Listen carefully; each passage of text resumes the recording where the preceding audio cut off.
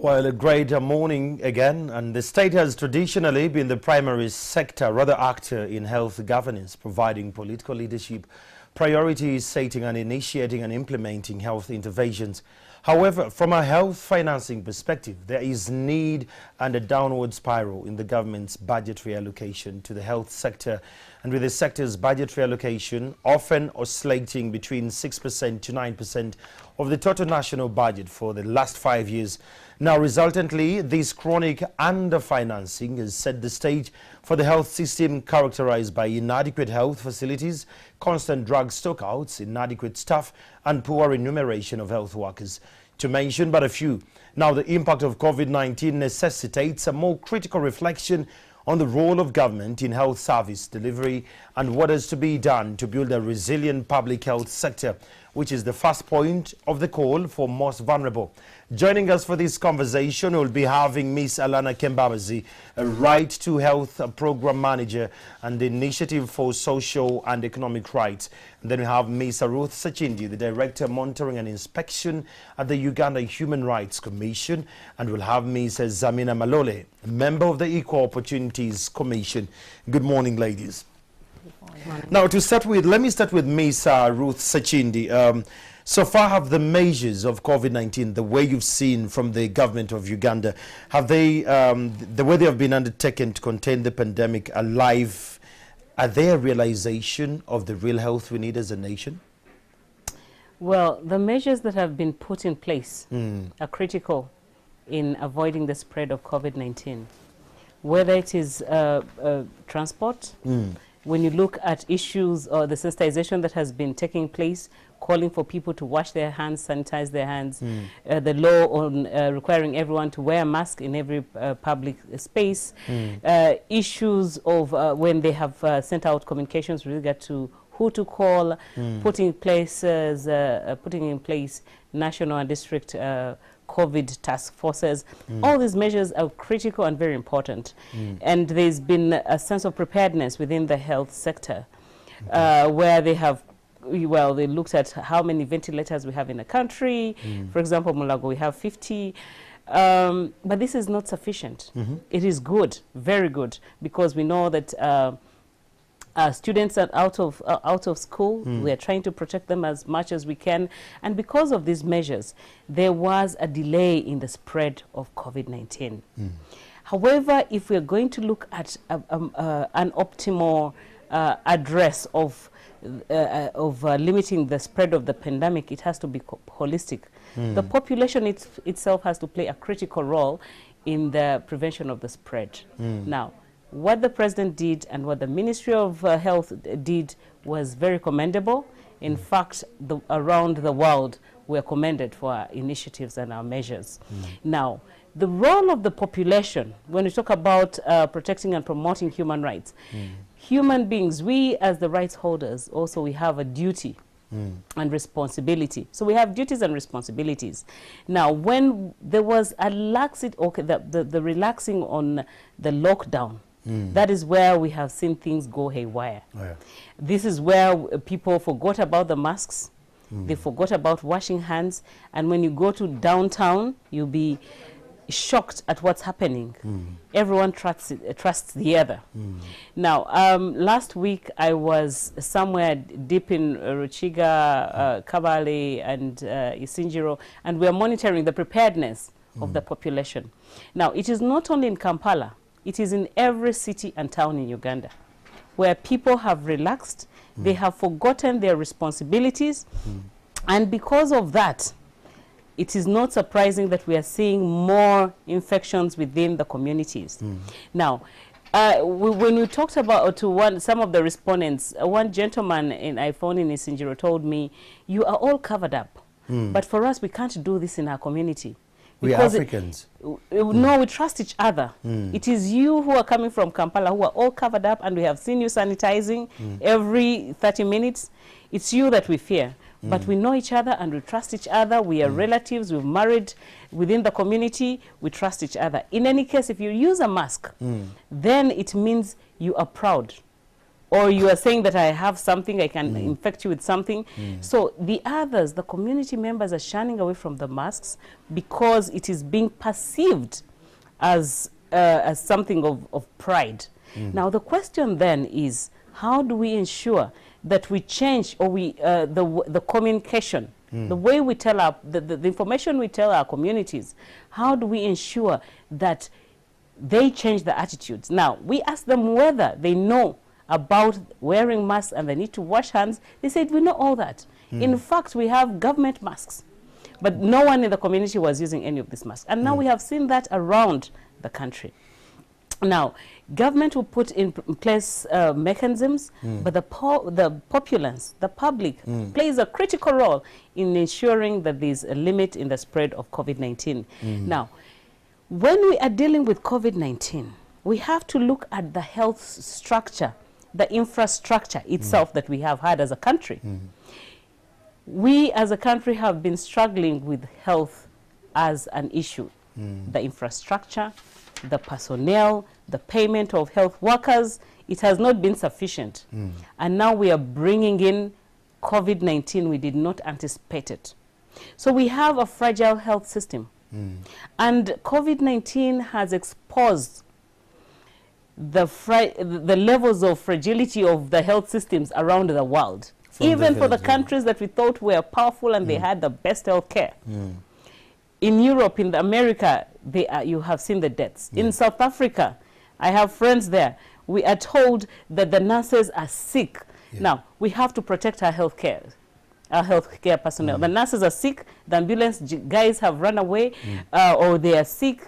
The hospitals, people get into hospital, and I'm talking about public hospitals. They have no one to take care of them. Now, I am thinking, if this comes to Uganda, yes, we prepared Nambole. Is it sufficient? Do we know the doctors? Do we have the sufficient personnel to be there? So, yes, we put in place good measures at the initial stage, but now this thing is going to touch to the core of the health system that we have, that has existed. And that is why I'm saying the initial preparedness was good, but now we are dealing with the real issue that goes to the core of our health care system, infrastructure, are the health system, are the health workers available, are the health services accessible, are the tools of trade in place, ventilators, if Mulago has 50, is it sufficient to cater for 40 million Ugandans? If we are looking at X-ray machines, do we have them? If we are looking at the tools of trade within hospitals, are we ready? If we are seeing South Africa ran out of protective gear and they started wearing raincoats, are we prepared? Now, we have gone to some of the health facilities, and I was shocked. Health Center 4, the doctor was saying, well, they will bring them, but when we shall refer them. I asked him, how many ambulances do you have? He said, we have 2, but 1 is broken down. But so I'm thinking, and he's near a refugee settlement. They're the ones that are serving this. I'm thinking, so if we have 1 referral, one ambulance, and they are not sure. I asked them, do you even have he said, yes, we have a quarantine center that we can take them to. I said, I'm talking about a hospital. Do you have sufficient beds? Said, we don't have this. I said, have you been trained about how to treat COVID-19 patients? He says, well, I know the basics, but the details the ministry has not yet provided for us. That's the resourceful Now that is the reality on the ground. Wow. So we are saying we need more that can be done with regard to the health system and not just the preparedness, because we have moved away from preparedness. Thank you so much, Ruth. Going straight to you, I mean, from the equity perspective, she's really taken us on the ground, and I'm really excited about that because I'm so much rooting for Montuwawansi. But now, can you comment on the adequacy of the COVID-19 response in the health sector? Was it adequate enough in terms of the equity perspective? Yeah, thank you very much. Once again, I'm Malole Zamin. I'm a member of the Equal Opportunities Commission. At the level of adequacy, where the health sector stands now, I would say that it is not that adequate, 100%, but at least there is some work that has been done. Because if you look at the approach which the health sector has engaged, is more preventive than curative. And I think the preventive measures that have been put in place so far have really walked us a journey under the circumstances, because you realize that if the health sector, that is government, had not hardened on some of these preventive measures, given the stand of Uganda today, I don't know where we would be. Because we have had our neighbors day in, day out. They started witnessing loss of lives, I think, 4 months ago, because we are at 5 months, ever since we were attacked by this unfortunate situation of the pandemic. But also, I want to say that we need to do more, because we cannot just hang into there by looking at the preventive measures, but we also have to go on to another level. Because when you look at the kind of preventive measures so far that have been put in place, of course there has been some questions as far as equity is concerned, because the most vulnerable, you know, all people have been affected, but the most vulnerable have been affected most. They have really felt the pinch. And you may find that at least at the same time, they're always at the periphery of receiving some of these preventive measures. Because even at the onset, when they were trying to give out some essentials like food, when they were giving out some essential protective gear, you'd find that we had to move in to say that we need to use an equity lens when we are giving out some of these, because you could also, through media and also through calling us at the Equal Opportunities Commission, we could really feel the outcry. They would be the ones to say we haven't received food. They would be the ones to come out to say they have jumped our houses. Or we they have heard received about food and this, it was bad. and maybe we have received food, but it's not good. So we had to rein in the task force at the national and local government level to tell them that, hey, listen, when you're looking at some of these issues, you also have to consider these people who are always having these issues bite them the more. Because, again, when we look at the budget, if I can jump in there, because we are also assessing the health sector for gender and equity responsiveness, we could see that the budget process was already ongoing, and some of the sectors had already budgeted by the time the pandemic hit us, and they were in the process of submitting. So we had already got some of the budgets for the various sectors to be assessed. But this time with COVID, we put a lot of our interest in what are some of these measures, because if COVID is here, we have to also see how we have to live with it, because it is here, yes, it is to go, but we have to look at circumstances in which it has to be sustainable, and we have to live with it.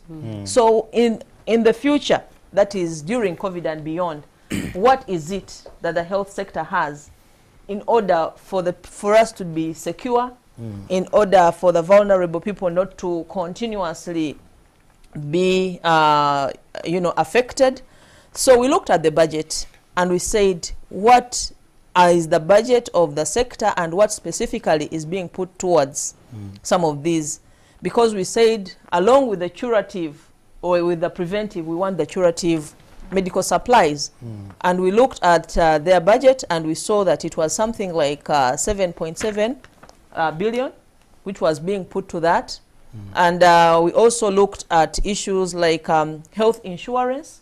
What is it? Because much as the health insurance bill is in the offing, but we also wanted to see those ones who are already like accessing, because these are times like what Ruth has just said, where we have been unveiled as far as the health sector is concerned globally, because you can see that a lot of things are happening and nobody was ready for this to happen, but now this is a lesson. So we wanted to look at this sustainability, because it is only through insurance that people can be secure. And on that, we have also made the recommendation to fast track the health insurance bill because it is more needed than it has ever been. Maybe if I can allude to what Ruth earlier said, that when she was on ground, she tapped into the experience of the health workers on ground. Did you, as the the Equal Opportunities Commission, try to reach out? What kind of training are being given to the Rural Health Center 3 nurses and doctors vis-a-vis the ones in Kampala or in the suburbs of Kampala? Because what she's saying to me, it's alien. Because when you go to the hospitals here in Kampala, you can tell that there is a higher lateness of the disease. The doctors, the way they respond to you. But the health workers she interacted with said, I know the basics. So did Equal Opportunity go that far that this training can cut across, regardless of your region where you are or the health center where you are? Yes, we made recommendations to the National Task Force as well as the Ministry of Health, because we even had to, first of all, raise some correspondences in which we categorically mentioned the importance of information sharing, because we said that this information should be universal and inclusive, where it has to be in accessible formats and it has to reach each and every Ugandan. And when we are also having meetings and interactions with the local government, the task force that have been put at the local government, because we have had several, we also made it emphatic that it is important, because this complacency is coming out of maybe lack of awareness and people taking situations for granted. It has to be continuous, because as people are moving out, as the lockdown is being lifted, I think there has also been some people pulling out. In terms, there has been some sluggishness that we have witnessed in this continuous campaign on the COVID. So I would think that this is the time at which we would intensify the campaign, because we have even started witnessing some more community cases, community cases, and even deaths at that. Because I remember in the remarks of His Excellency, he was saying he was shocked at the Ugandans saying that they would want to see at least some people dying. How come here people are not dying? So that shows you that there is a high level of ignorance, but it does not only pertain to the people, the wananchi, but also the service the service provider, the people who are in service. Because I think this has to go back also to the ministry on the packaging. You know, how do you ensure that every other day the people are taken through drills to enable them recall, remember, and also practice? Because if the people come to the health center and they find that the medical personnel are present, but they don't have any protective gear, they don't have, because I think those were the issues at the beginning. But today, government has done its part and has tried to ensure that in each and every center, they try to send the protective gear, because the worry was about running out of some of these equipment. But I think they have even also gone beyond to also ensure that the people get the masks. But when the people come to the mask, when I came here, what I was first asked at the gate, do you have a mask? I said, yes, I have it, because I was in a car. I said, because I have a lot of AC around, I'm going to put on my mask as soon as I can't get out without a mask. Then they asked me, have you sanitized? I had to sanitize. But you find that some of these measures, Ruth, I think you also witnessed, are not there. I don't know why these are not there, because a lot has been done, but I think we just need to continue singing the song, if I can call it a song, for us not to relent. I think the issue is about the complacence of the populace, and all that kind of thing. But it's something we need to change. Thank you so much. I'll get back to you, Madole, later. Miss Alana Kembabazi, world over, the readiness of public health systems to respond to the pandemic has been central at every discussion. Last night we had a discussion at UN, and it was still about the pandemic. From your perspective, what was the status of the health system in Uganda before COVID-19? And do you think our health system was fairly ready to respond to the pandemic the way we responded? Thank you, Andrew. I studied the word fairly ready. Fairly ready. Because I tend to come here and bash Kevin. No. Oh, yeah.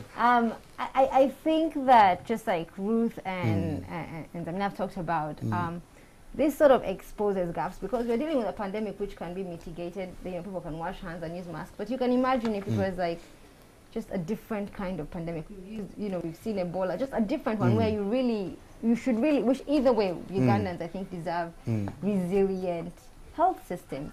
And for me, there's a strong focus there on public because we have to think about the most vulnerable and how easy it is for them to get health care. And within the design of our system, the public health system is supposed to do that. We're supposed to have a health facility within 5 kilometers at least, such that if there was a lockdown, you would not have mothers dying because they can't walk to the facility. But what happens in practice? A couple of quick figures. For example, we have 29 constituencies that should have health centers for, but don't have one. We have 39 districts without district hospitals. We have 331 sub-counties lacking health center 3s. 132 sub-counties lack health centers completely, right? So you can already see that this, first of all, contravenes government policy, shows how unprepared we are. On ambulances, we have a department within the Ministry of Health on emergency services on ambulances. We have, they've even actually costed what it would mean for us to have a proper, great ambulance system where the person can be stabilized along the way, not just rushing you to hospital, not this business of the president saying, everyone bring your cars, now put them at the district. That's not an ambulance service. Even that we failed. We waited till the pandemic, guys who can help with a car, and then we sent. And we actually have a budget for this. It will take about 447.1 billion. So, let me just finish an ambulance, make it clear. It will take about 11 million US dollars or so to have this sophisticated ambulance system all over. Yes. But we don't. And yet we spend money. For instance, we have a project on Luvoa that is going to cost $371.7 million. The World Bank funded a $17.7 million US project to help poor mothers, of which there were huge leakages. The poor mothers didn't get it. Yet we need just 11, billion US dollars, have an ambulance service that is everywhere. So I think there is a real question here about our priorities as a nation, and whether we are really thinking about how to safeguard health for the most vulnerable. We've always known you can escape our systems, go to India or whatever if you're a leader. And these are budgeting issues. Like she said, the Equal Opportunities looks at them every single time, does a gender and equity budget assessment. It's still not done. Even as the pandemic was coming up, they made a budget. Now recently I had the minister going back, supplementary budget for blood. You mean you did not know that we have people, so that's what I'm saying to you, measures. That we have to look at these things where instead of this piecemeal project saying I'll only do over poor mothers here in Bujiri, over here, you should look holistically and say where are the gaps. Where do you start? If you have limited funds, I believe you always start with the most vulnerable. They're the ones that are least able to really take care of themselves. And so you have to think, okay, at minimum, let us have a strong public health system, because the most vulnerable go there. The private, you're not going to have people going deep into Rabachi, Hama, setting up facilities, or there in Kapetawo, in Amdat, because it won't be profitable. So the government really has to make sure, at minimum, we have a strong public health system, and we haven't had that. And I'm actually worried, because at the beginning, I remember you and I talked, and we talked about this was an opportunity for us to rethink priorities. So I actually thought in the budget process I would see this energy. Coming through. I thought this is a moment of fundamental change, of reckoning. But I'm very worried because I don't see that. Going back to my question, Alana, do you believe, or do you think our system, our healthcare system, was fairly ready for the pandemic? No. I think in some ways, to be fair, there was an alertness that we had. At least we're not like America denying whether there is COVID. We've been through Ebola and all of that, and so we were alert in those instances. But we should have been more prepared by at least having the basics. Like I said, if we had health facilities, if we had health workers with protective gear. During lockdown, for example, health workers, one of them was not turning up. So ISA has these community advocates. And they say the health worker is not turning up. And we said, engage with the health worker. And the health worker said, I'm not turning up because I don't have anything to protect myself. I'm also scared. I don't even have soap and water at the facility. And so, the basics. This was before they told us about masks, right? And the person was like, I'll take my chances and I'll be absent. We shall see what you guys will do. So we have to think through that and say, okay, we can say we did not expect corona. No country did, like Ruth has said. Even the developed nations are struggling with this. But our gaps in the health facilities, we knew. We knew drugs were running out. We knew that health workers lacked protective gear. They were going on strike. And even now, they are still shouting about the same things. So we cannot keep shielding ourselves. And I think we need to move this discussion even beyond COVID-19. Because, you know, COVID-19 is one thing. It has shown us how easily failure to pay attention to healthcare can completely cripple your system. And failure to pay attention to healthcare for the most vulnerable. The vulnerable. Because we like to say every single time, for example, they will say access. We've increased access. We've reached this many women. We've done this. But have you reached the poorest? Have you reached the most vulnerable? Are you trying to allude that we have a gap in research with regards to how we plan for the nation health-wise? I think because if there was adequate research, then it would inform the planners of this country and the planners of the ministry as well with regards to this. I think it's beyond research. It's just a political commitment on both ends, whether it's government or donors. We need to stop patting ourselves on the back to show quick impact. We've reached this many people. Because if you look at the Uganda Bureau of Statistics, it will tell you where the poorest are and the most vulnerable. It often tells you, for example, the poorest region, the one that's left behind always is the north. Then you go east, you know. It will begin to tell you in among persons with disabilities, and we've been engaging with them, and I think there's a whole gap there around sort of differentiating the different disabilities. But it's able to tell you, because you can get this data. So you have the Bureau of Statistics doing one thing on its own. Then you have the way things play out. Then we have our plans and policies that seem nice on paper, right? But like we are going to reach all these people. And I think we need to stop this business of using the poor as a sexy catchphrase. A donor comes, we are reaching poor people. And now you're doing medical credit fund, it will reach the poor people. Absolutely. So we need to get into the questions and say, are you doing so? And part of that is following the money. Okay. Well, like thank you. Budget, like she said. Thank you, Alana. Well, it's a conversation we're still having. It's entirely about how we're building our nation back, especially with public health. We'll take a break, but keep part of the conversation on our digital platforms, that is NTV Uganda on Twitter and on Facebook. Let us know where exactly. Well, it's still NTV, and we're looking at the resilient flow and how we're building our public health. With me, I have Alana Kembabazi from Right to Health, Program Manager. That is Initiative for Social and Economic Rights. And I have Miss Ruth Sechindi, the Director, Monitoring and Inspection at the Uganda Human Rights Commission, and Ms. Zamina Malole, a member of the Equal Opportunities Commission. Well, going back to you, Ruth Sechindi, is the Uganda Human Rights Commission adequately monitoring the COVID situation to ensure that government does not forget its primary duty of ensuring the right to health is respected, protected and fulfilled? Yes, the Uganda Human Rights Commission is monitoring the COVID situation, not only the right to health.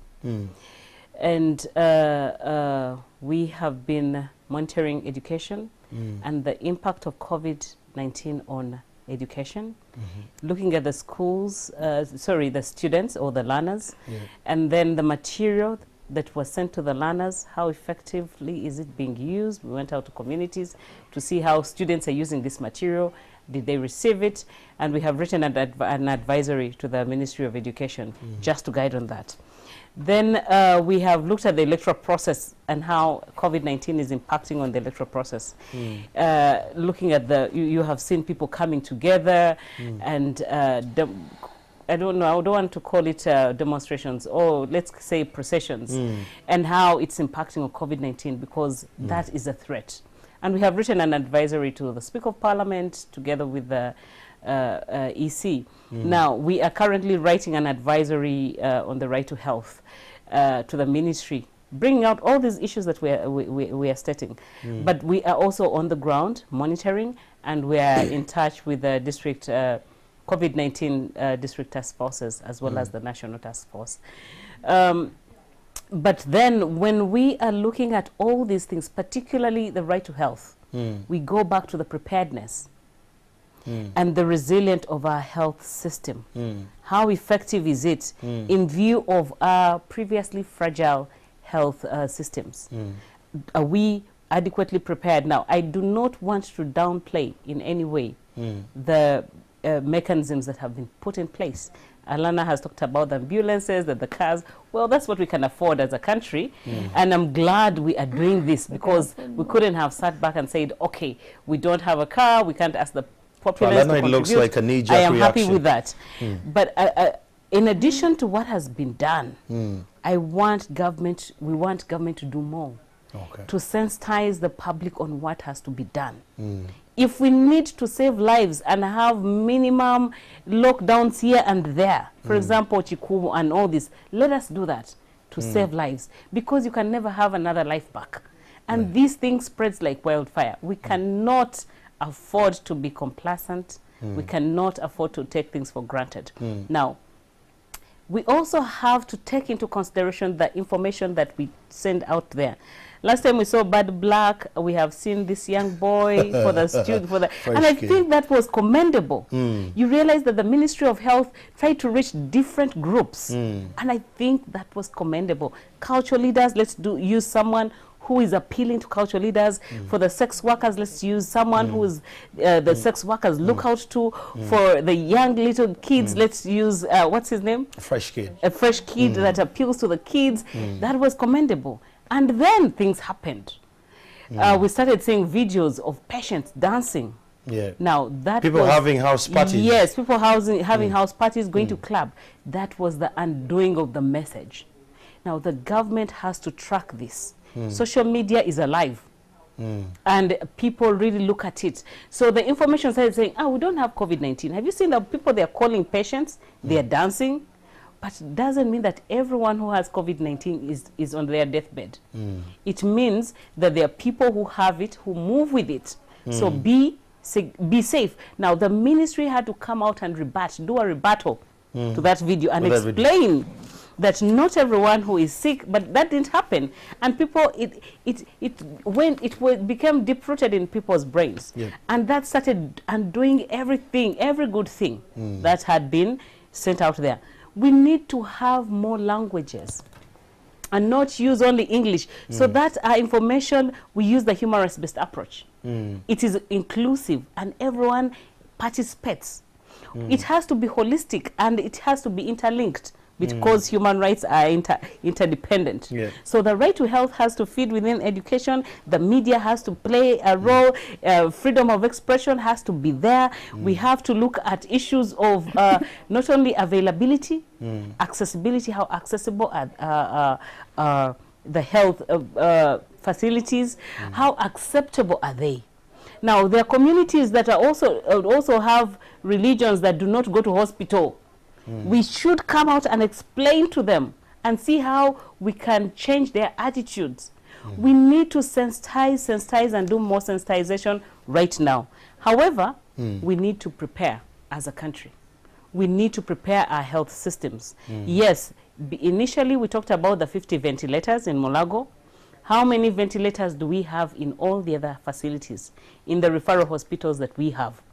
How many health ventilators do we have in Health Center 4? Now, the public has to be informed about these things. The numbers that were sent out, the toll-free line that we are supposed to call for the COVID-19 task force, how many people still remember that? They have since forgotten. They have since forgotten. Now, our television, the media also needs to play a critical role. Responsible reporting. Now, they have moved away from there, and then we have gone into elections. We have forgotten COVID-19. We have shifted gears. We have shifted our focus. Like it is non-existent, it's not important. Every day we used to listen to the numbers of the new infections, what has happened, any new development. We have moved away. And all attention now is on election. I think we need to refocus. We need to rethink our strategies. We need to prepare as a country. That way we need to save lives. I agree.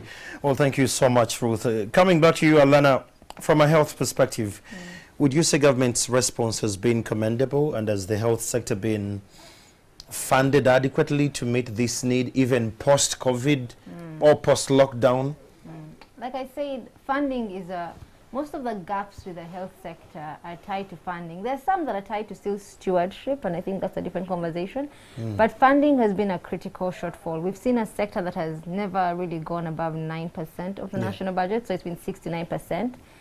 Even now with COVID, and you have to be very careful. Doing budget advocacy and analysis like we do during this time has been difficult, because you look at the ministerial policy statements, you think you're finished there, Supplementary budgets. The problem with supplementary budgets is there's very little oversight. They are not sustainable. You're not able to say, okay, this is where I am targeting.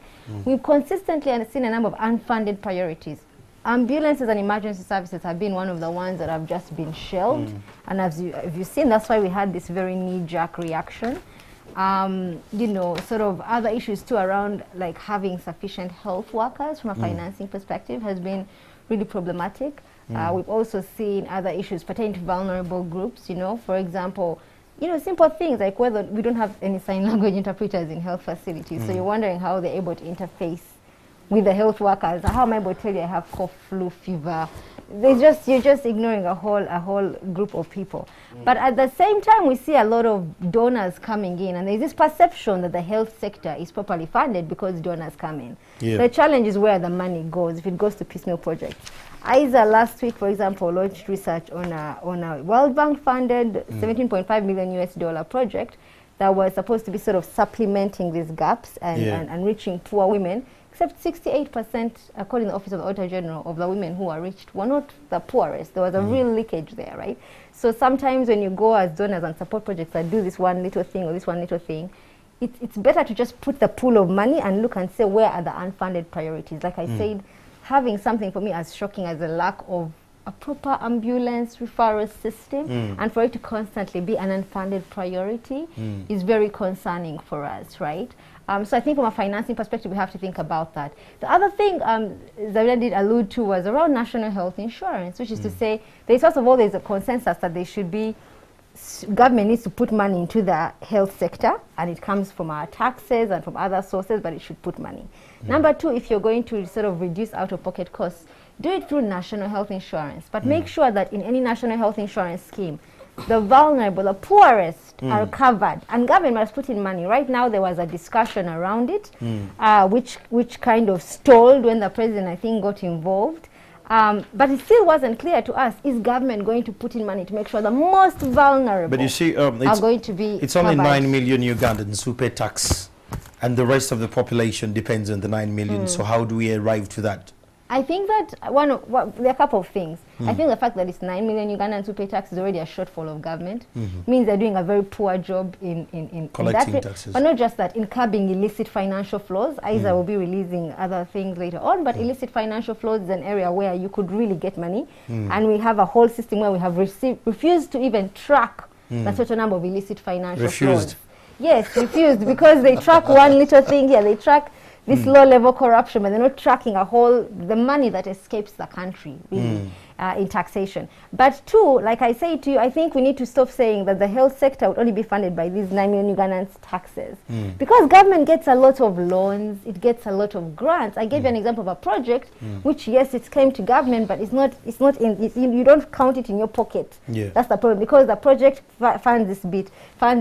Even think about right now with the COVID situation, how many loans and so forth are we getting? I don't know, social protection, I don't know, health, preparedness, PPE, but you want to have them in a pot and say, this is the money now of this revenue, how much of it is going to government? And also, it's, like I said at the beginning, it's also an issue of priorities. We have realized with COVID, and I keep hoping we have, that if you don't fund health, your economy is going to suffer. Everything you are saying is just not going to work. Because before they said, no, we have to put, if you compare the 6 to 9%, whatever, that range, that we're getting in health versus the one they give in roads, or, you know, sort of, we're moving to middle security. And that is an unclassified security. There is a classified security. It's classified.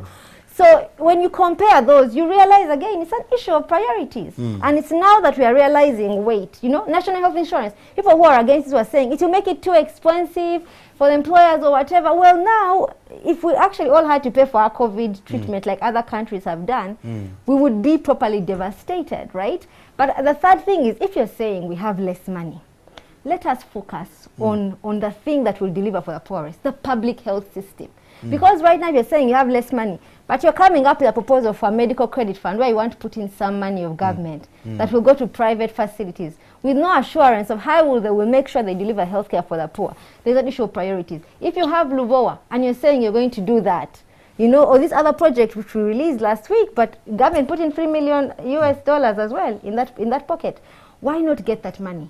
and put it in the public health system. At least make sure those who could not take care of themselves are covered. Okay. That's where you would start. Okay, thank you, Alana. Coming to you, Malole. We've seen enormous resources obtained and allocated over this period. Government saying we have allocated this much money to this, we've given these people this much money. Has the government done enough to protect the right to health of the most vulnerable? Alana is alluding to that when they walk into health centers, they're well taken care of, regardless whether they have money or not. Thank you very much. Like I said earlier, but also in line with what the discussion, the line in which the discussion is going, whether government has done enough. I think, like I said, that there are some interventions that have been made by government. First of all, to start us up, to start thinking of the people who are vulnerable, at least by putting some policies in place that can enable things happen. And one of them, like I said, now, that strict checking to see whether they are doing enough on the part of those who are vulnerable through the Public Finance Management Act and the attendant sections on assessing for gender and equity. Because when we are assessing for gender and equity, we are looking at how much budget has been put as far as people who are vulnerable, like persons with disabilities, like the vulnerable women and men, boys and girls, the older persons, what is going there. So like in the recent assessments, we looked at that and we saw that government had put some money. She had talked about ambulances, at least. She loves ambulances. So. Yeah, let me first go to the ambulances. Because as far as the ambulances are concerned, there is some money that has been put against the ambulances. And I think it was something which I would say is commendable, because given the kind of health system that we have, the ambulances are very, very critical because of the emergencies that are likely to arise. So the National Ambulance Services under the Ministry of Health, they had some money put. That is something like 483 million shillings. Alongside, I think the people of Uganda have also done a commendable job during COVID by donating, because I understand the donations that were in cash and you know, physical donations. There were some cars that were donated for emergencies. So I want to think that in the shortest future, we shall have more ambulances than we have been having.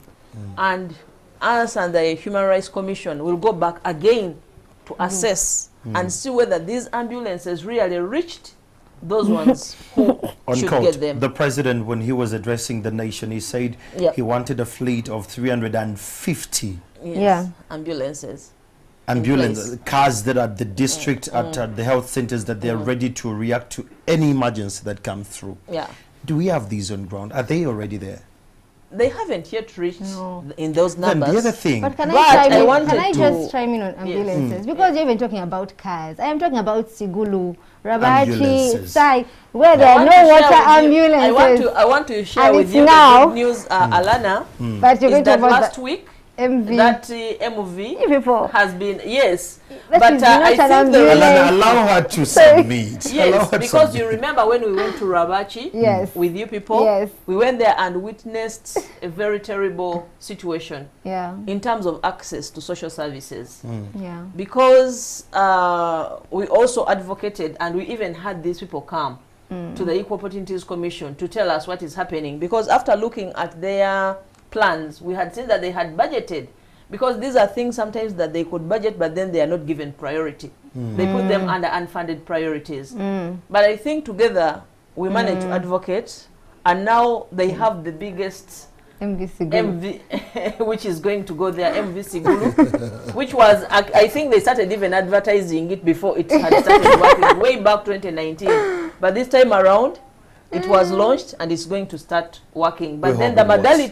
modalities of that transportation is also something that we need to examine. But let's Sai, because Yes, I we've know, also but brought the I- Sai Islands to you. I know to Sai So there's a Island, real and gap. the Commission is really interested in Sai Island. Yeah. This is one of the little islands Yeah. on Lake Victoria that has practically nothing Zero. when it comes to government Health. services and And you schools say we are moving, and steady hospitals. And yes, I understand. Okay, but I think something is in the pipeline being done, because the Commission has spoken, Equal Opportunities Commission has spoken, the RDC has come out, ISA has screamed. I am sure something is going to be done, and we're on it. Okay. Now, when it comes to economic, social, and cultural rights, we also have to put in the progressiveness. Progressive realization of rights. I think we cannot forget that. Now, I know that Alana is very passionate about this. She wants things done like yesterday. Alana is a millennial. Yes, so yes, she's- yes. One thing's We really understand. Yeah. But for at the commission, like the Human Rights Commission, that has been monitoring the progressiveness, okay, of facilities. If I tell you what the situation was in 2014 and what it is now, I think efforts have been done. When you look at National Drug Authority and the National Medical Stores and what they have been done, the other year we're commending them. Yes, the malaria medicines and all these medicines being burnt and rotting in the stores, I think, or expiring in the stores, they're improving, and we are commending them. But we are not saying that everything is perfect. We are saying a lot still needs to be done, but we have to also accept and give The credit where it efforts. is due, Oh, yeah. and also commend the efforts where they are due. Alana, Okay. Yeah, because I'm still giving you information here that again, when it comes to the supply of some Ruth, you're basic, protected, don't worry. some of the basic Yeah, I'm needs checking. where the vulnerable benefit most, because you know most of the vulnerable people really rely on government services. Absolutely. If you wanted to come in from the private angle, then you have cut them out. But we are happy that again they have increased, especially on the lower health units. They have had a bigger budget this time around, Yeah. as compared to the previous years, because this time around they have, I think, put there something like 10 billion, Yeah. which has not been there before. So I'm optimistic that something is going to happen, and alongside the COVID-19 preparedness, we shouldn't again go back to the same budgets, because anything can happen, you know, to say that we are cutting them, because these illnesses are still there. It's not only COVID which is in place. Yeah. Much as we have also witnessed that because of the hygiene practices, by the way, Yeah. some of these illnesses have also lowered. They have also gone down. We have fewer malaria cases. We have fewer dysentery or even typhoid cases. But there are those people who have been having these underlying health problems. They were also somehow ignored at the inception. But I think the health sector is also trying to come up. We have to go back and see whether really these people are being helped out. Because you could find a situation still connected to the ambulances, Alana. You know, there are people with high blood pressure, heart diseases, people with, you know, those kind of sicknesses. Oh, yeah. Yeah. But then you'd find that whenever they wanted, even pregnant mothers, they would want assistance, but because of the restrictions, Yeah. things were not very good for them Okay. during the inception of the pandemic. But I think now things have been eased, but there are those ones still who are at home. Yeah. They are still stuck at home because of the issues of, you know, Public their transport income, is very income expensive, yeah. and public transport.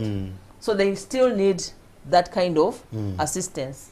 And again, I want to say that this should not like make us very comfortable where we are. We just need to persistently be in there and ensure that this health system improves, because a lot has come up, and I think it has been an eye-opener to many of the governments Okay. in this continent.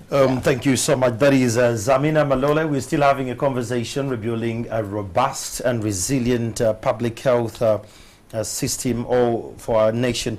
Alana, as we're winding up, let's look at something to do with another strain. If, hypothetically, if Uganda is hit by another strain, we pray to God it doesn't happen.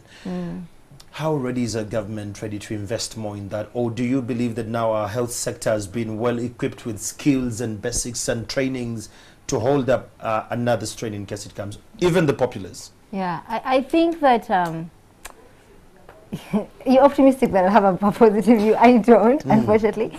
I do think that if this is a pivotal moment, and this is a moment where we get to say, okay, let's focus. Because we've seen, the positive we've seen here is, we've seen that if the public health system, you put money, attention, resources, you see, you know, that Dr. Diana is now going over to, I saw them at Kawempe recently, and you know, when you see that, coming in, doing the inspection they're supposed to be doing, putting in the money, the president saying, let's invest in health, we've seen it can deliver, because we did see so many patients when the COVID being really managed successfully, when there was that attention, right?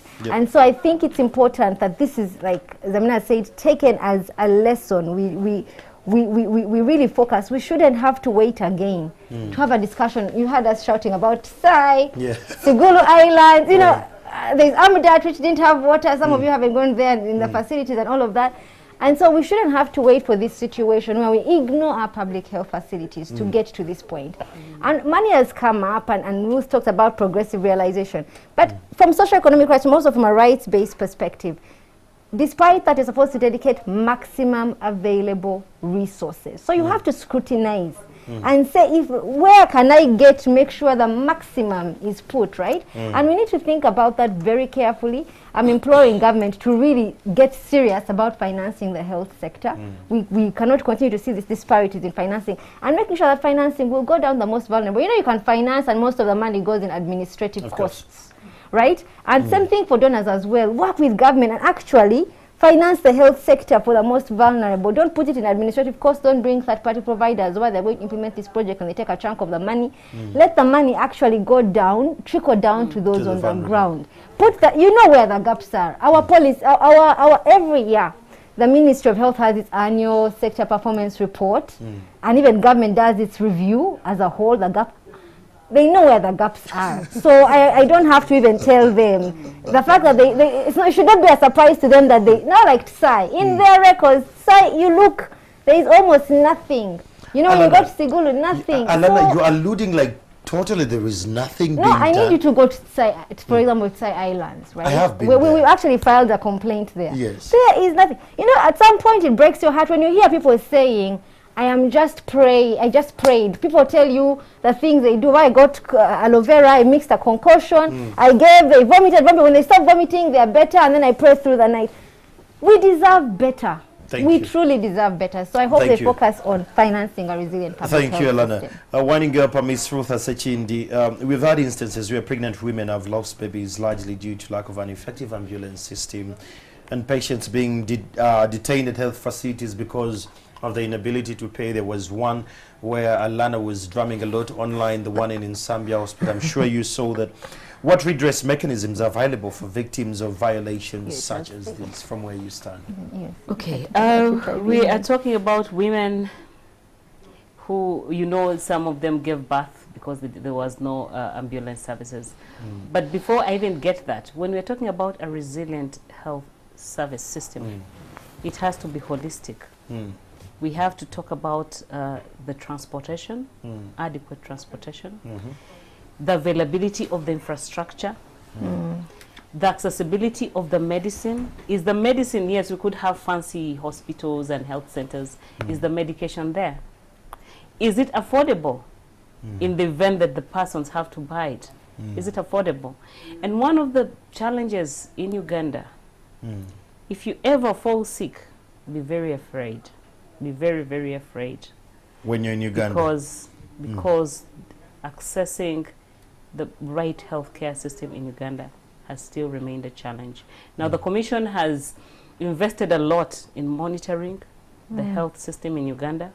We have made so many recommendations, but the progress, even though I talked about progressive realization, has been very slow. Now, as a country, we need to up our act and invest heavily in our health, in our infrastructure, in the equipment in hospitals, whether it is scans. You know, people travel from one health center and travel long distances just to get a scan. And now we are going to start looking at issues of ventilators that we never used to discuss about. Okay, in certain medication that are not readily available in our health centers. For example, cancer patients. We've written a lot about cancer patients. How accessible is chemotherapy in the communities out there, in the referral hospitals out there, not Mulago. Okay, how expensive is it? Can an ordinary person afford it? Now, when it comes to ambulances, I am glad that for the first time, government is going to invest heavily in the ambulance systems. Who's going to drive them? Are they equipped? Are they well trained? Okay, those are the questions that we are asking. Now, we are looking at pregnant mothers who gave birth because they don't have ambulances. And because of the lack, politicians have jumped onto it. And you have seen every MP that is campaigning is buying an ambulance. And do you know what those ambulances are doing? During the campaign period, they are making noise throughout the community. You know, the sirens are on around the communities. After the campaigns, they disappear.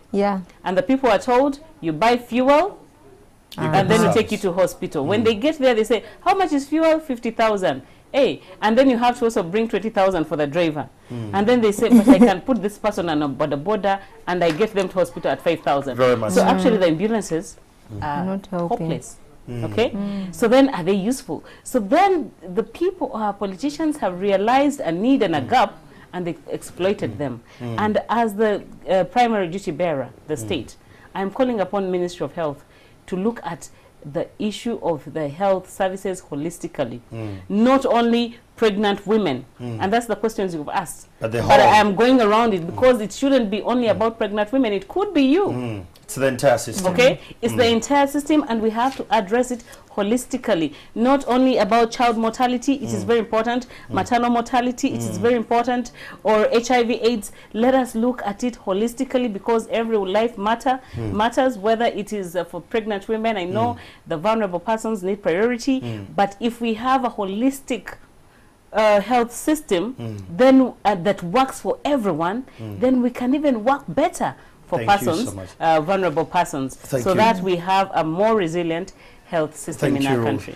Well, that is the conversation we've been having today. We had a couple of conversations online. Alana still believes that a lot more needs to be done, but she loves ambulances never than before. But on the other side, what is on the other side, where the ambulance is taking these patients? Are there a team that are ready to receive these people? So thank you so much, ladies. It's an honor to have Madame Zamina Malole, a member of the Equal Opportunities Commission, Alana Kembabazi, Rights to Health Program Manager. You'll again and again you'll see her there, and Ruth Sachindi, the Director Monitoring and Inspection at the Uganda Human Rights Commission. It's because of time that we cannot be in position to have this conversation, but you and I can be more part of it online. We keep it going again and again, and thanks so much to all those that have been a part of this conversation. But key things, the takeaways: one, it's inclusion. We have to be a part of this, you and I as Ugandans. COVID-19 is real, and the other bit, the Ugandan government needs to invest more in the healthcare. I'm Andrew Chamagiro. Good afternoon.